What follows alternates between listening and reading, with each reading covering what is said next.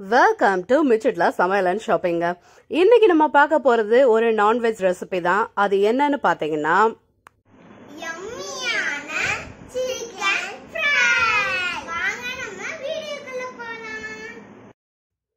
இன்னும் நீங்க மிச்சிட்லா சமையல் அண்ட் ஷாப்பிங் சேனலை சப்ஸ்கிரைப் பண்ணலையா? அப்ப உடனே ரெட் கலர் பட்டனை கிளிக் பண்ணி சப்ஸ்கிரைப் பண்ணிக்கோங்க. கூடவே இருக்க பெல் ஐகானை மறந்துடாம கிளிக் பண்ணிக்கோங்க. உடனுக்குடன் அப்டேட்ஸ் உங்களை தேடி வருங்க. நம்ம இன்னைக்கு பார்க்க போறது சிக்கன் ஃப்ரை ரெசிபி. அதுக்காக ஒரு பவுல் எடுத்து வச்சாச்சு. 1 டேபிள் ஸ்பூன் கடலை மாவு எடுத்து வச்சிருக்கேன். அரை லெமன் எடுத்து வச்சிருக்கோம் பிழிஞ்சு விடுறதுக்காக. 1.5 டேபிள் ஸ்பூன் அரிசி மாவு எடுத்து வச்சிருக்கேன். 1 டேபிள் ஸ்பூன் மைதா மாவு, தேவையான அளவு உப்பு, மிளகாய் தூள் எல்லாம் எடுத்து வச்சாச்சு. அண்ட் இது கூடவே ஃப்ரெஷ்ஷா அரைச்ச இஞ்சி பூண்டு விழுது 1 டேபிள் ஸ்பூன் எடுத்து வச்சிருக்கேன். இப்ப இது எல்லா பொருளையும் நம்ம ஒவ்வொன்றா இந்த பவுல்ல சேர்த்து எப்படி பண்றதுங்கிறத பார்க்க போறோம்.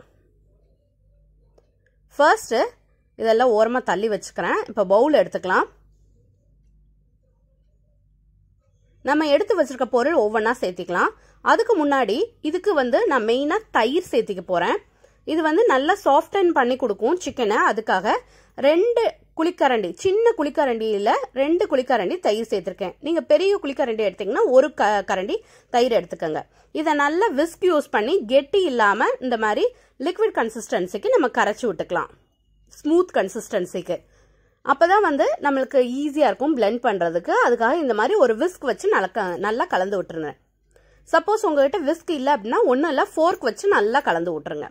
இது கூடவே 1 டேபிள் ஸ்பூன் இஞ்சி பூண்டு பேஸ்ட் நம்ம எடுத்து வச்சோம் இல்லையா, அதையும் சேர்த்திக்கிறேன். அடுத்து மைதா மாவு,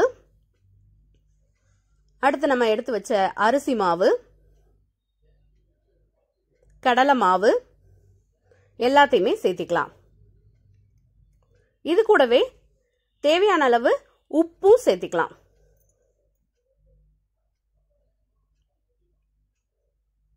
அடுத்து இதுல மிளகாய் தூள் சேர்த்துக்கிறேன்.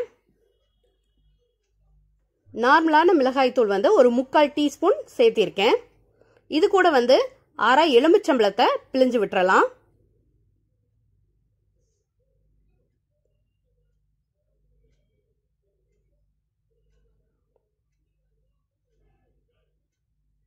இப்ப இத நல்லா கலந்துக்கலாம். கொஞ்சமா மட்டும் தண்ணி சேர்த்திக்கிறேன். ஏன் அப்படின்னா ஏற்கனவே நம்ம தயிர் சேர்த்திருக்கோம் இல்லையா, அதனால கொஞ்சம் கொஞ்சமா சேர்த்தி கரெக்டான கன்சிஸ்டன்சிக்கு நம்ம எடுத்துக்கலாம். இது கெட்டி இல்லாத அளவுக்கு நல்லா கலந்துக்கணும். இந்த மாதிரி ஸ்மூத் கன்சிஸ்டன்சிக்கு நல்லா கலந்துக்கங்க.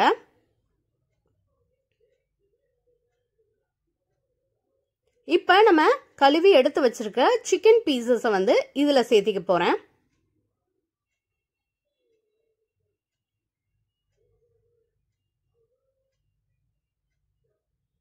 நான் இன்னைக்கு ஒரு 1/2 kg சிக்கன் ஃப்ரை பண்ணலான் இருக்கேன். அதுக்காக 1/2 kg சிக்கனை எடுத்திருக்கேன். இது நல்லா இப்படி பரட்டி விட்டுக்கலாம்.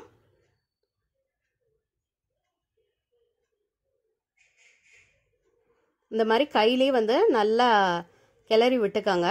இதை கொஞ்ச நேரம் ஊற வைக்கணும். மேரினேட் பண்ணி வச்சாதான் அதுல மசாலா பிடிக்கும். இப்ப கடைசியா நான் என்ன பண்றேன்னா கலருக்காக இது காஷ்மீரி மிளகாய் தூள் கலருக்காக நம்ம சேர்த்திக்கிறோம். இதுக்கு காரம் ரொம்ப தூக்கலா இருக்காது, நார்மல் காரம் தான் இருக்கும். பட் நல்ல கலர் கொடுக்கும் நம்ம டிஷ்க்கு. அதுக்காகத்தான் இதை நல்லா பிசைஞ்சு விட்டுக்கலாம். இந்த மாதிரி நல்லா கிளறி எடுத்துக்கிறேன். எங்க குழந்தைங்க அளவாத்தான் காரம் சாப்பிடுவாங்கிறதுனால இந்த அளவு தான் சேர்த்திருக்கேன். உங்களுக்கு வேணும்னா காரம் கொஞ்சம் தூக்கலா சேர்த்திக்கங்க. இதை ஒரு 1 மணி நேரம் ஊற வச்சிடலாம். ஸோ ஓரமா வச்சிடலாம், அதுக்கப்புறம் பார்க்கலாங்க. இப்போ 1 மணி நேரம் ஆயிடுச்சு. நாம அடுப்பை பற்ற வச்சு அதுல ஒரு கடாயை வச்சுக்கலாம். இப்ப பொரிக்கிறதுக்கு தேவையான அளவு எண்ணெய் சேர்த்திக்கிறேன். ஆயில் நல்லா ஹீட் ஆகட்டும். ஹீட் ஆன பிறகு நம்ம ஒவ்வொரு சிக்கன் பீஸ் தான் இதுல போட்டுக்கலாம். இப்போ எண்ணெய் சூடாயிருச்சு. இந்த ஸ்டேஜ்ல நான் சிக்கன் பீஸ் ஒவ்வொன்றா வச்சிடறேன். எண்ணெய் இல்ல போட்டுறேன்.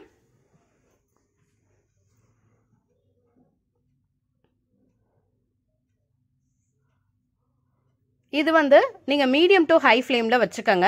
இந்த சிக்கன் பீஸ் வந்து சீக்கிரம் குக் ஆயிரும். ஸோ வந்து நல்லா கிறிஸ்பியானனையும் நம்ம எடுத்துடலாம். இது வந்து நம்ம தயிர் சேர்த்திருக்கிறதுனால இந்த சிக்கன் பீசஸ் எல்லாமே ரொம்ப சாஃப்டாக இருக்கும். நீங்கள் வேணால் ட்ரை பண்ணி பாருங்கள். நம்ம எக் யூஸ் பண்ணியும் பண்ணலாம், இது யூஸ் பண்ணியும் பண்ணலாம். எக்கை விட இதை யூஸ் பண்ணும்போது ரொம்ப சாஃப்டிங்காக வருது. நீங்கள் ட்ரை பண்ணி பாருங்கள். இப்போ கொஞ்ச நேரம் ஆயிடுச்சு. ஒரு 1 மினிட் கழித்து நான் இந்த மாதிரி பரட்டி விட்டுக்கிறேன். சிக்கன் எல்லாத்தையும் கொஞ்ச நேரம் நல்லா டீப் ஃப்ரை ஆகட்டும். ஃப்ரை ஆன பிறகு எடுத்துடலாம். இப்போ நல்லா ஃப்ரை ஆயிடுச்சு, கிறிஸ்பியாக வந்துருச்சு, கலரும் சேஞ்ச் ஆயிடுச்சு பாருங்கள். இந்த ஸ்டேஜில் நம்ம சிக்கன் பீசஸ் எல்லாத்தையுமே வந்து வடித்து எடுத்துட்டு பிளேட்டில் ட்ரான்ஸ்ஃபர் பண்ணிடலாம் ஃப்ரெண்ட்ஸ். நம்மளோட யம்மியான சிக்கன் ஃப்ரை ரெசிபி வந்து சூப்பராக ரெடி ஆயிடுச்சு. இதை வந்து நம்ம எண்ணெயெல்லாம் வடிச்சிட்டு பிளேட்டுக்கு ட்ரான்ஸ்ஃபர் பண்ணிக்கலாம்.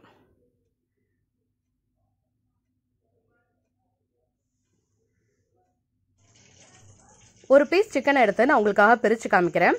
நல்லா சாஃப்டாகவே வந்திருக்கு. டெக்ஸ்சர் பாருங்கள், சூப்பராக வந்திருக்கு. இது எப்படி இருக்குது அப்படிங்கிறத என் பொண்ணு டேஸ்ட் பண்ணிட்டு சொல்லுவா பாருங்கள்.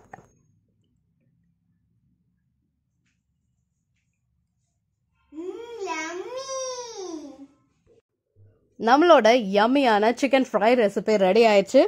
நீங்களும் ட்ரை பண்ணி பாருங்க. ட்ரை பண்ணி பார்த்துட்டு எப்படி வந்துச்சுங்கிறத மறந்துடாம எனக்கு கமெண்ட் செக்ஷன்ல கமெண்ட் பண்ணுங்க. இந்த வீடியோ உங்களுக்கு பிடிச்சிருந்தா என் வீடியோவை லைக் பண்ணுங்க, ஷேர் பண்ணுங்க, கமெண்ட் பண்ணுங்க. என் சேனலுக்கு நீங்க புதுசா இருந்தா என் சேனலை சப்ஸ்கிரைப் பண்ணிக்கோங்க. கூடவே இருக்க பெல் ஐகானை மறந்துடாம கிளிக் பண்ணிக்கோங்க. இன்னும் புத்தம்புது வீடியோக்கள் வந்துகிட்டே இருக்குங்க. பார்த்து என்ஜாய் பண்ணுங்க. Until I meet, it's signing off from Michitla. Thank you. Bye.